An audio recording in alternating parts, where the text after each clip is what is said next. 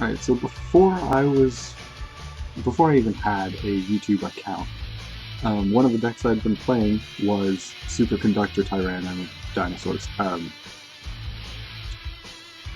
So I was very excited when Superconductor Tyranno was announced, and we continued to get even more dinosaurs. So I'm very excited about this, very excited about the structure deck. Anyway, I've got 15 replays. The first one is the longest. I'm starting on this one because it is the longest, and because I do have something strategically to talk about that doesn't get talked about a lot, I feel like. That is strategically putting yourself at a disadvantage. What I mean by that, you'll see more clearly in this, but making a play that you know is very clearly suboptimal, but because you've figured out, because you know your opponent's deck, and you know your deck, and you know how the game's going to go, so you're able to figure out how you can end the game.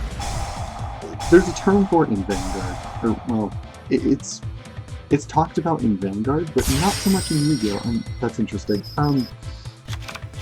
Just visualizing how you're going to win the game. In Yu-Gi-Oh! I know we do it, we know what our win condition is, but if you play Vanguard, you know what I'm talking about, and I'm trying to word this in a way that makes sense to people who don't. But making a suboptimal play early in the game that will set up for the late game. In this case, that is to make a play that will end up protecting me from my opponent actually harming me, making my Solemns completely alive. And here's where that starts, with my opponent's first Quaking Mirror Force. Now where there's one Quaking Mirror Force, there's probably another one. In this case, there is. So what I do is summon the Raptor, get the effect of Field Spell, Lost World here, get another direct token over there. Now I use Raptor to send a Petrodon to summon the Tyranno Infinity. Knowing my opponent probably had the other Quaking Mirror Force. If they hadn't, I would have gotten to send a card to the grave with Lost World. But if they do, that puts 5 monsters set on my field. Now at this point my opponent was like, wow, you're gonna deck out before I do, you know? And this is funny to me, because I know my deck. I do play a monster in here that I contribute 2 monsters for. So this is where the vision of how I was going to win the game comes in. You'll see it actually happen, of course, but where I clear out my opponent's, all of the usable cards out of my opponent's back row, and put a bunch of tokens on the field, and I'm able to summon Ulti-conductor Tyranno and just attack 4 times and win the game. Because my opponent at that point was forced into using Solemns and whatnot, getting their life points actually low enough for me to do that. So here that starts with my first Twin Twister. Now this will take a little while. There's a lot of turns in between this. There's a lot of patience involved here. And you'll see me just kind of really lose my patience a little bit in a second here. But with this card right here, Survival Line. Now, you won't see this card in any of the other replays. It wasn't in the deck. This is a 43 card build of it. The other ones are 40 cards, and I would like to get this to 40 cards and actually just play 40. This is also, I think it's the only replay where I actually don't resolve Pot of Desires at all. And that is because I'm trying to not deck out, but also because I only play one of the cards that I contribute for. And I just really do not want that getting banished right now, because that is my out, is to tribute to, and then have field space available. Now, what I was trying to do here with the Survival Line is I wasn't sure how the ruling was on it. If while it's in my graveyard I can banish it to destroy a face-down dinosaur, because it's still a dinosaur, and it is sort of known to the game state because it was flipped down by Quaking Mirror Force. But apparently while they're face down, I can't do it with that. I think there are some spellcaster cards where it doesn't matter if they're face down, it'll just happen. I could be wrong. That could be an old ruling that's confusing me. There are a lot of problems with having been playing the game for a long time with these old rulings. Confused. Anyway, here it is, Dogoran, the Mad Flame Kaiju. I do play one Dogoran. In some of the builds in these replays, I'm playing two Dogoran. The reason I'm playing Dogoran, while it has more attack and is therefore less optimal than some of the other Kaiju, I can, as you saw there, tribute for it, and Dogoran is a dinosaur, which means I can search for it with this guy right here, Soul Devouring Raptor. Can actually search Dogoran from the deck, put him in my hand, and then let me stuff him into my opponent's field. And the game's almost over here, so I just used that foolish send the Rescue Rabbit real quick, because I know that's going to be useless if my opponent does have some way to prevent me from winning. Now, the reason my opponent can't do anything right now, lose one turn, you can only use it if you don't control a special summon monster, and all of these are special summons. Anyways, here's how I get game. I have Logia, Word, another Quaken, regardless. Yeah, so there you go. I just visualized how I was going to win that game and knew I was going to do it. Now, as I said, I have a friend who plays Ritual Beast, so I did kind of know what the limits there were and what I was going to have to play around with. There's only one card, well, yeah, there's one card in Ritual Beast that I usually worry about, but can't remember the name at the moment, doesn't matter. It's a trap card, destroys monsters. They did use it in this game, but that's the only thing I would normally be worrying about, as far as me and how I play. And because they were trying to Quake and Mirror Force deck me out, I knew I was safe from that. And the other card I'm worried about is the fusion that you can't respond to the attacks of. I'm playing dinosaurs, that's not really a big deal regardless. And I knew they weren't going to attack me because they didn't want me to have the field space to do this. So I felt like by doing that, less than optimal play with the Tyranno, Infinity, and Raptor, I made myself safe to go then into the Dogoran and just wait for the Dogoran to go into this. Anyway, less than optimal plays sometimes are actually pretty good. As long as, you know, you have the ability to let the game last out. This is a sub-op. I would normally say this is a sub-op in my hand, with just the two of these, except that I did get both Fossil Dig and Unexpected Die, which, if you get both of those in one hand, is just amazing. I did also have Phantasmal. Now, the reason that I couldn't send the Phantasmal to the graveyard, use Raptor, you have to have a monster in your grave for Raptor to actually revive. So now here I can do it. Go ahead and I just start going, and that's pretty much how this goes.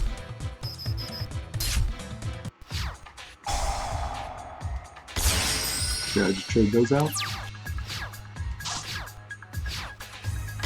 Trade those out because, of course, I want to be able to tribute this for Ulti-conductor. In the build I'm currently playing, the 43, I'm only playing one Future Dragon, and I'm playing two Baby Dragon.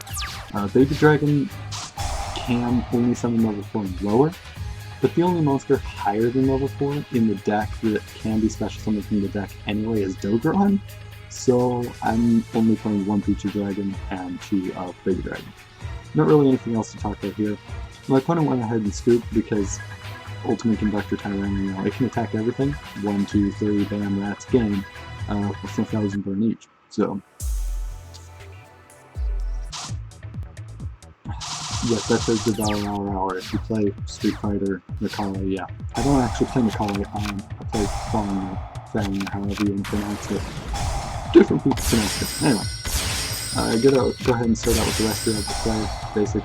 Here, go for Logia. I get really lucky with this Pot of Desires and getting like 2 Solemn Strikes here. As you can see, my opponent's playing Zodiacs. They opened with that, but with the Momorat, but that doesn't do any good. I don't actually know what this card does. I just kind of went, that seems bad, negated it, and as you can see, my opponent actually can't play here. Next turn I did have another Pot of Desires and another Overraptor, which would have let me go into Dolka. So yeah. That was a pretty amazing situation for me. I got really lucky that duel. I just want to emphasize that was a really lucky hand. And say that I got it again. Now, my opponent throws their max C down, which is fine. I'm only going to special summon once. For the Dolka here. Because they max-seed, I knew that they were playing, I assumed that they were playing like some kind of synchro deck. Now when they didn't actually make a play, that was interesting, and of course revealing the Predaplant. Now when they revealed Predaplant, the thing I immediately worried about there was Solemn Strike. Because Solemn Strike you can't stop fusing summons with Solemn Strike. So I knew that would be a huge problem here. I went ahead and summoned the Tyranno Infinity just because I wanted the token for Lost World's effect to not let Predator Plants target and put their tokens on things. Or not the tokens, the counters. Because I didn't want the Predator Plants to be able to put counters, and I feel like that was worth the 300 damage. I mean, 300? Whatever. Now here, because of Chain Order, I wasn't able to stop the Rafflesia with Dolka, which is unfortunate, but I don't care. I don't actually know what that did, but whatever. Anyways, that puts another token over there. I throw these both down, flip that face down, and just attack everything. Pretty simple there. Now if you activate the effect of Ulti-conductor Tyranno, you won't get the option to destroy instead for Lost World, so that's why I didn't burn the Felgrand there. And I just left the token. As I said, that seems pretty important against Pressure Plants, to not allow them to put the tokens on the field.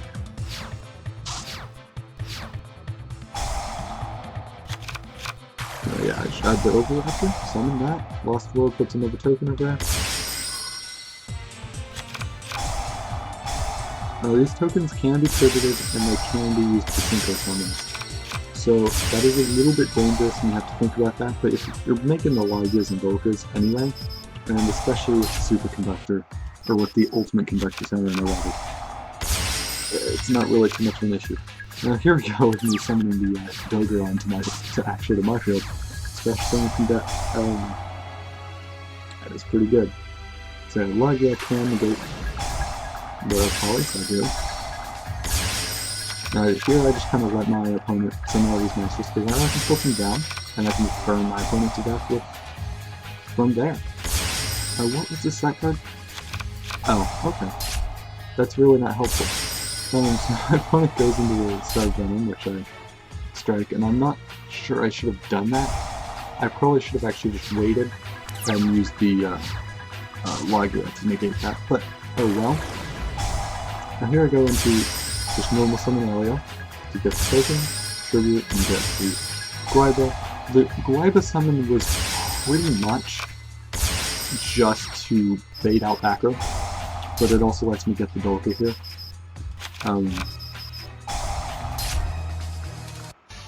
I would have made Logia, but I think I already used my 2 Logia. I didn't really keep track when going back there. Anyway, next up we got playing against this aggravating deck of Arc Brave Dragons. So they did open with Ruins and Return, and that is frustrating. Luckily not a particularly great board for my opponent here. And it really doesn't do any good to negate normal monsters. Now here I go ahead and summon Overraptor. Ruins would be negating Overraptor. I think I'm not sure entirely on what Ruins effect is. But it currently can't negate any of my dinosaurs because of Phantasmal. I know the Dolka is negated, but I didn't really worry about it because I know it will be live on my opponent's turn when I need it to be, and that's all I really cared about there. And then, anyway, my ultimate conductor is the only thing that was attacking regardless, so my opponent got a decoy dragon, which is actually really good if it weren't for Ulti-conductor and the Dolka as well.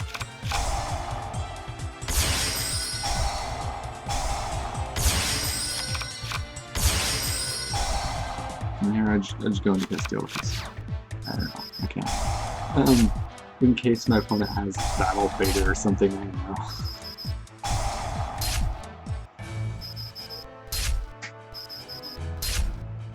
And I just go ahead and finish off my opponent.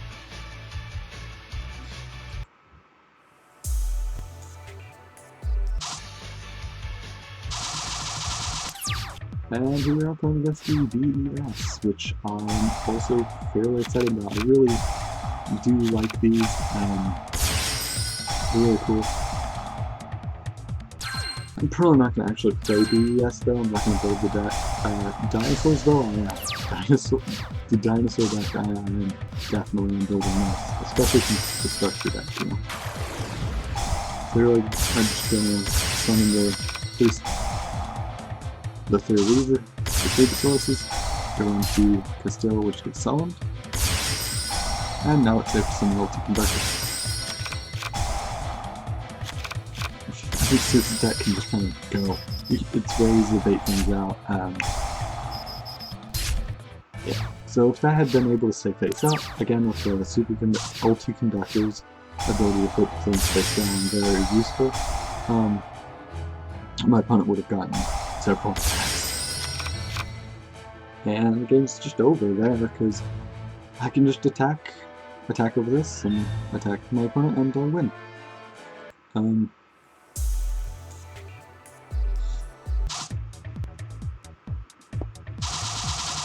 Yeah, the ones in this deck are really simple.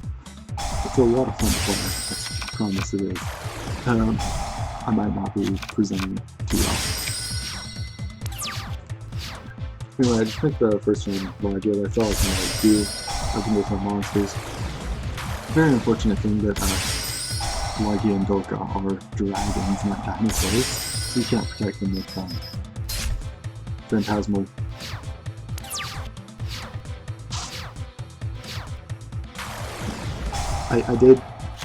That was a mistake on my part. I did forget that Nova had that effect and I should have let my opponent go into Infinity or stopped it at the Cyber Dragon. But I did not. My opponent goes ahead and summons the Light Hexial Fusion just for the extra damage here.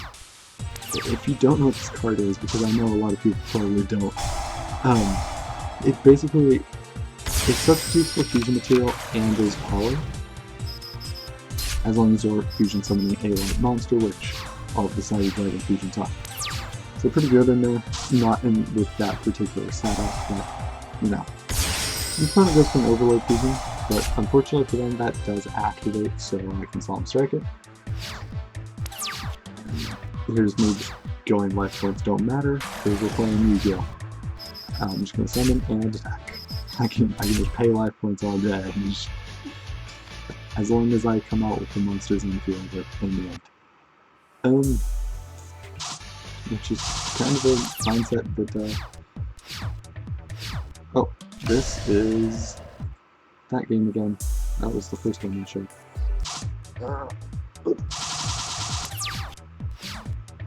Alright, so this one I'm playing against ABC Lightsworn. So we got another Rainwater deck going on over here. I'm going to go Soul Recharge into charge of the Light Brigade, into another Soul Recharge, and summons Lumina. I do have to strike for that though, which will just end my opponent's turn. I'm not really entirely sure why they used the Rebuffy there. I probably would have done as well.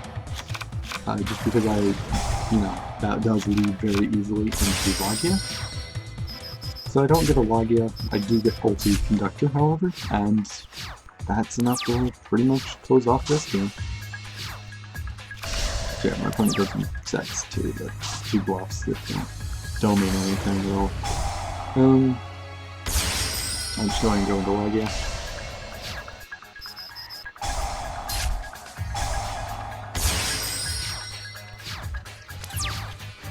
Yeah.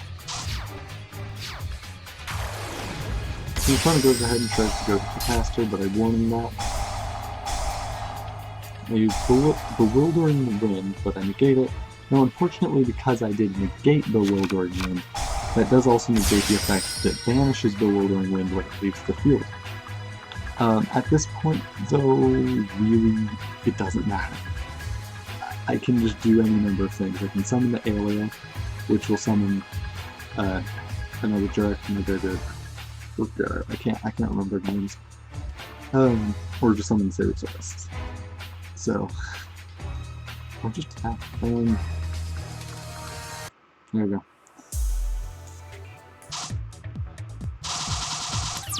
Alright, so here's a game I didn't open with any monsters. Oh, I remember this game. My opponent is playing Zodiac here, and I opened with a Viper to Thoroughblades. I just opened normal summon Tetradon, but I do have the field spell and 3 strikes, which is amazing. Because for Zodiacs, all it takes to stop Zodiacs at all is 1 strike. You just have to have a strike or whatever. Like anything. Anything that just stops the one monster that starts everything off. Zodiacs just can't stop. So I don't know. Zodiac mixes, I think, are still good. But pure Zodiacs, I don't know if I'm really feeling pure Zodiacs, just because they can be stopped so easily. You know, a lot of decks, Synchro decks especially, you know, where you can just make multiple Quasars. I really should have, theoretically, a really easy time against this. Dinosaurs, like I'm playing, should theoretically, this should be a bad matchup, but I do happen to end up opening with the ability to scout that. And I have the Legia. I don't know why I didn't make Dolka here. I was pretty much that I was afraid of being Regeki, even though if I get Regeki, that triggers Future Dragon, but whatever. Anyway, Lost Doors will give me another token on their opponent's field, so they cannot target me. Which I don't know a lot about Zodiacs, but that seems pretty important. Emptiness gets flipped, so I go ahead and negate that with Legia. I don't have to negate that, but I do.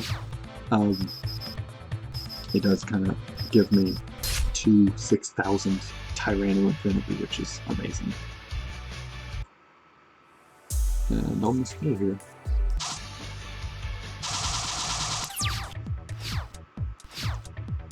No opponents playing Buster Grader, they don't end up being able to do much because of, well, this. So yeah, they go ahead and summon the Buster Grader, which is cool.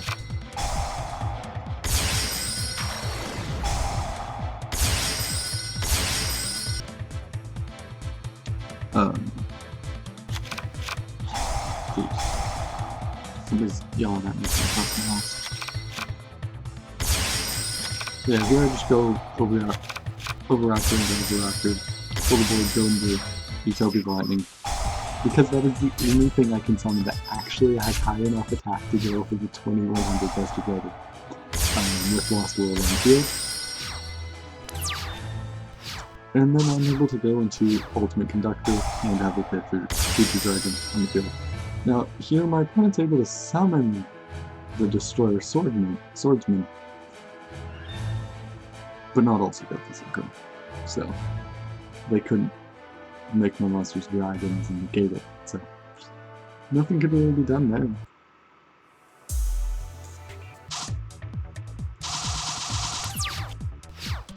Now, here's Heroes.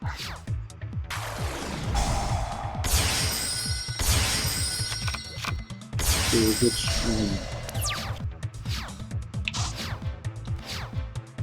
I know quite well from having a friend that plays the deck. Now, very interesting. He just goes absolute zero and attacks over. Very simple play.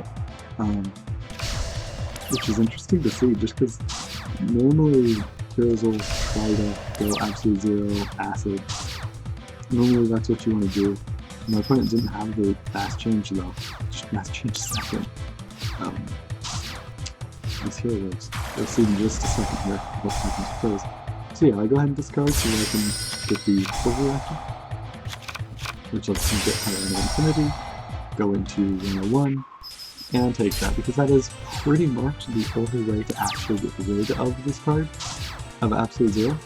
Absolute Zero is really good right now. The reason for that being that 101's pretty much the only way to effectively get over it. If you Castell Absolute Zero, it still leaves the field, but this way it doesn't leave the field, it just becomes material, and that just never truly happens because of sand in the runes.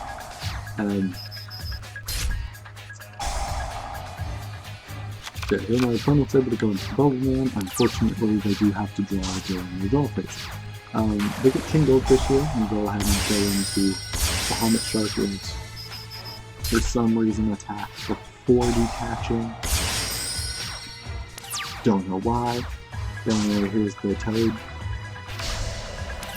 So I just go ahead and set up Creature Dragon. Right now I'm just like, I need to just defend while I can defend and see what I can get. I didn't have a real vision of victory here. I didn't know how I was going to win this game. I had no idea.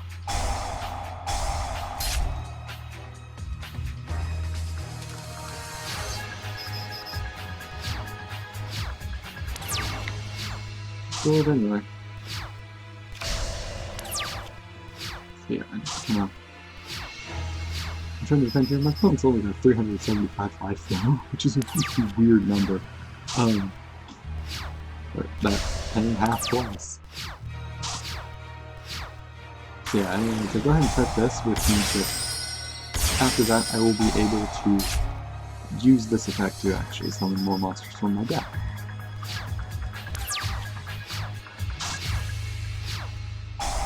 And here we go. Choose 4, summon Tyranno Infinity, that's got 8,000, so I'll just attack. Now, I imagine the reason my opponent didn't actually activate the effect here to stop Phantasmal is because they expected me to go into an Exceed Summon. Tyranno Infinity does not activate, so Totally Awesome cannot stop Tyranno Infinity.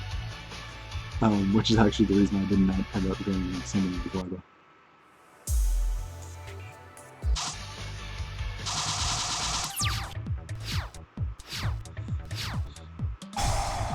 So here we just go for Overreactor again, the basic play of the deck. So go ahead and actually cover Desires, go for another Possible. Activate the field spell. I should have activated the field spell first, I know, but I didn't end up, but I just didn't do it, and hey, my bad. You see me activate the Solemn Strike here. A lot of people are probably asking, why would I pay the life and waste the Solemn Strike when I could have activated the Phantasmal Mesosaurus? And the reason is this. Because I assumed there would be a bottom. Now I just go into Logia, attack, send another Glider, so I can banish it or Ultimate Conductor. Now, Ultimate Conductor, I have the Baby Saurus in hand, so I just discard that, send the Glider from back.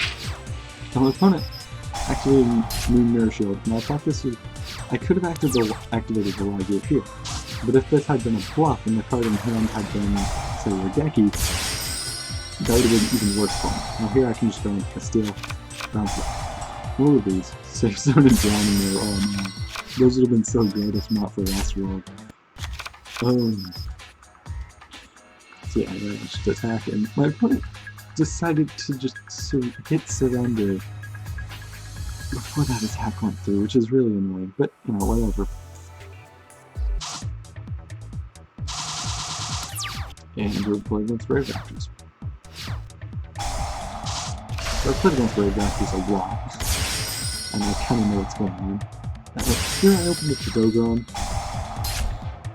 Is there really bizarre play from me here. This is really all I got. So go ahead and go into the unexpected die possibly.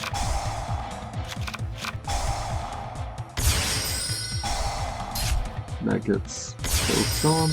So with that plan out of the way, I just go for 101. I had planned to not go for the 101 and go for Logia, but obvious reasons there. This does leave my opponent at the same card count as me, so with after readiness, we'll keep my opponent safe for now, and let them go again. Cannot deal with it. It's easily boring. You can bring back a 4500 monster and put a material on it. I'm not saying it's broken. It's not. But it's just there's no purpose to that play. I just kind of wanted to do it. Now my opponent goes for the Exceedable, and I'm going to get up the Logia. I figure my opponent's had this card in their hand for a long time. It's probably not Rigaki at this point. Yeah, I'm going to go ahead and go into this. Not really an issue. I'm going to do 7 sins, but of course I just tribute some of the other Raptor, add some of Infinity to hand. And just summon some of Infinity at 6,000 in that game.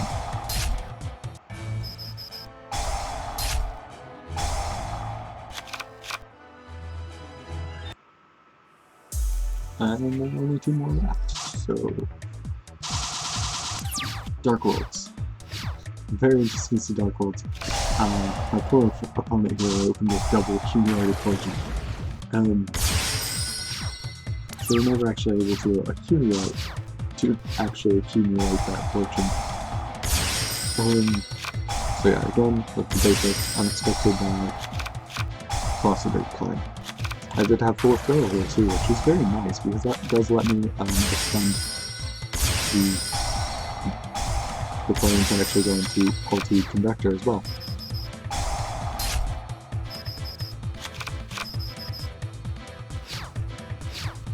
Now I really shouldn't have thrown the token there, and I'm not entirely sure why I did, but I did, so...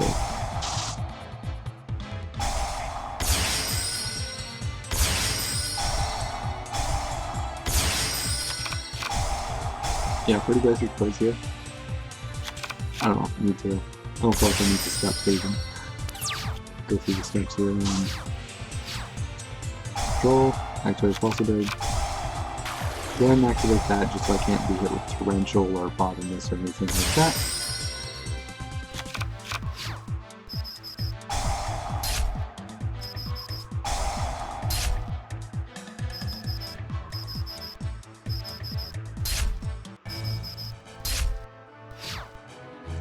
And then I just go ahead and put my opponent at 1300. I've got a Logia and Dolka with full material both. So we go ahead and negate that.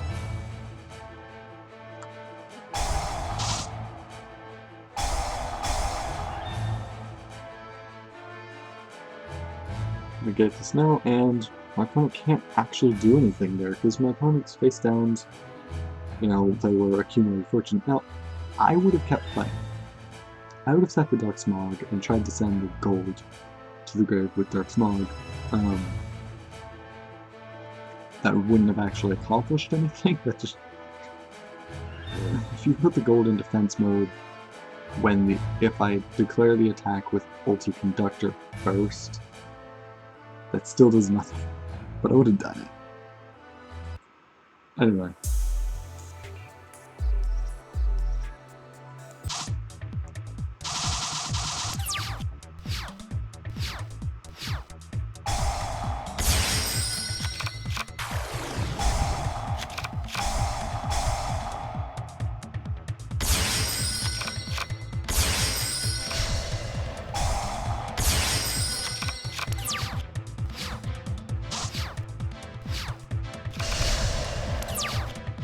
Very interesting play to see from Lightsworn to just set 30.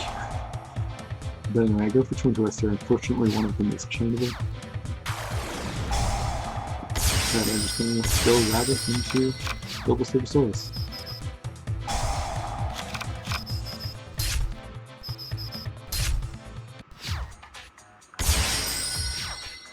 Login and both on board now.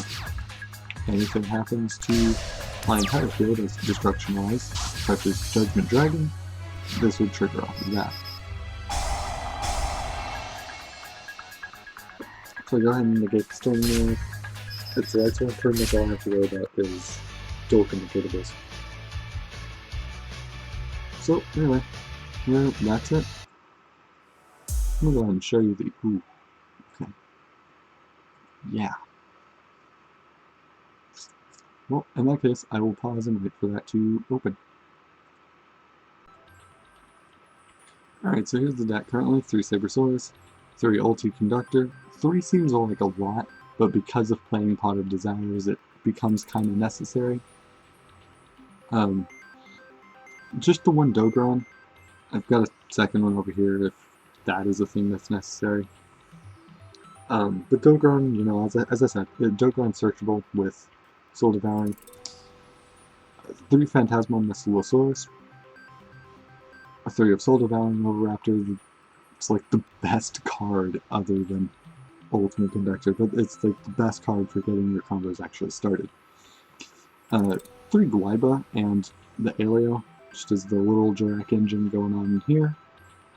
The 1 Rescue Rabbit, of course. I'm playing 2 Infinity. As you saw there, sometimes I do actually end up using the second Tyranno Infinity.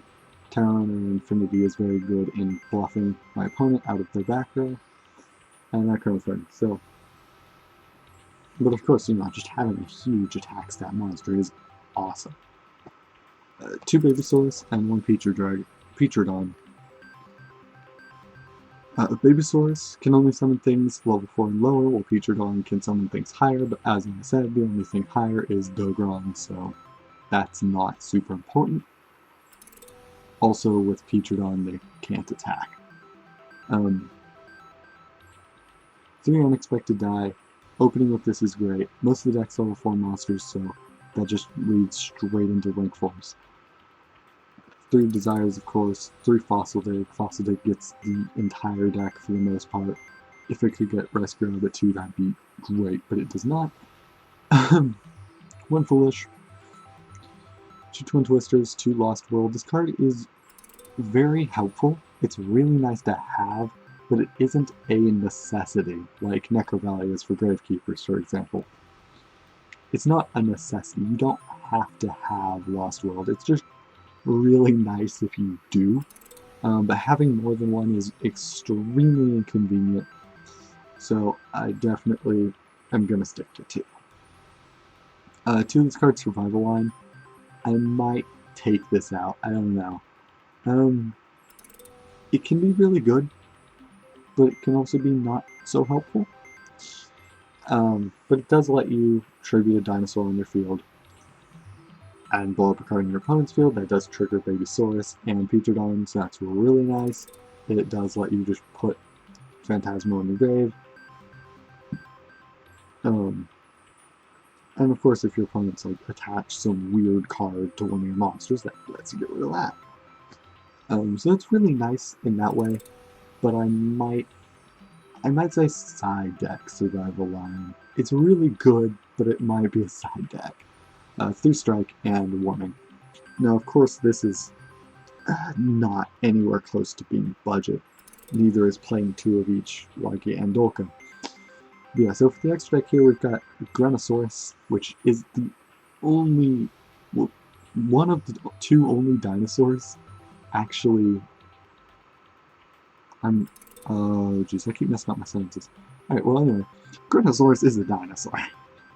So, while I don't actually have a way to make Granosaurus, if for some reason my opponent is playing Xyz Encore, I can make Granosaurus.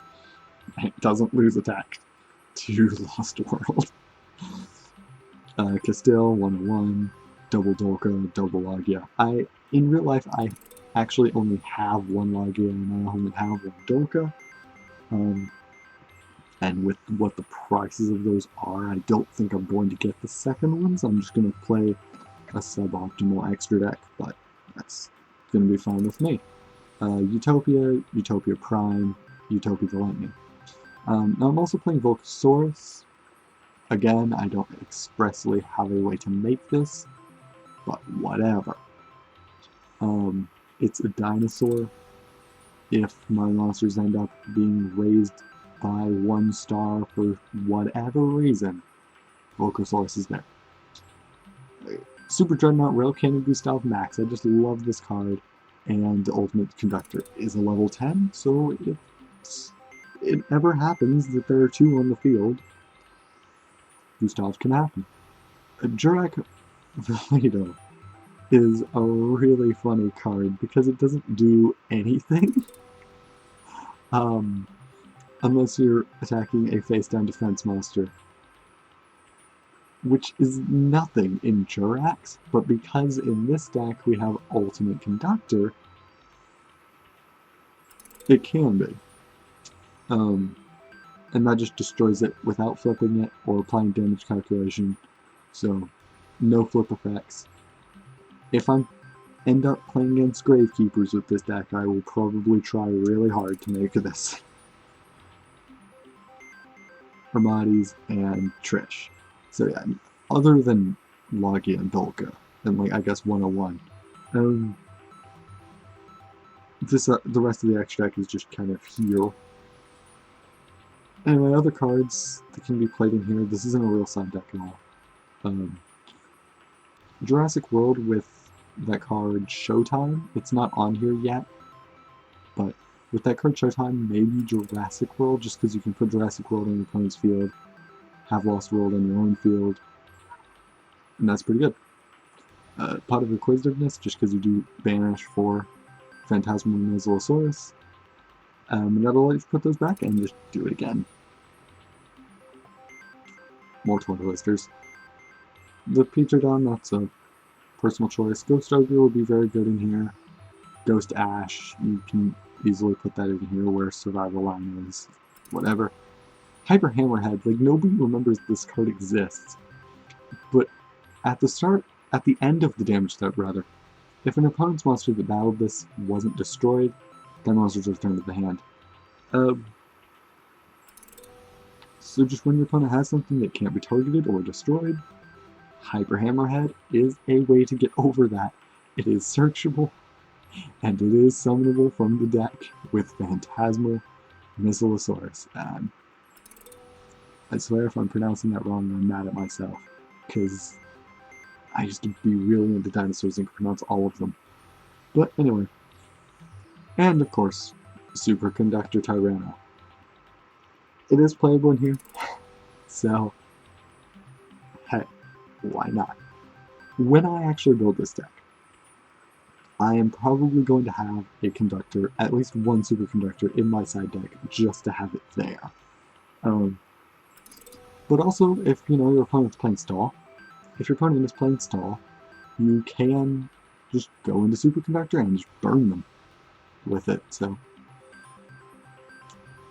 superconductor does tribute though. It is important to remember that that is tribute, not destroy, so it won't trigger Babysaurus and Petrodon.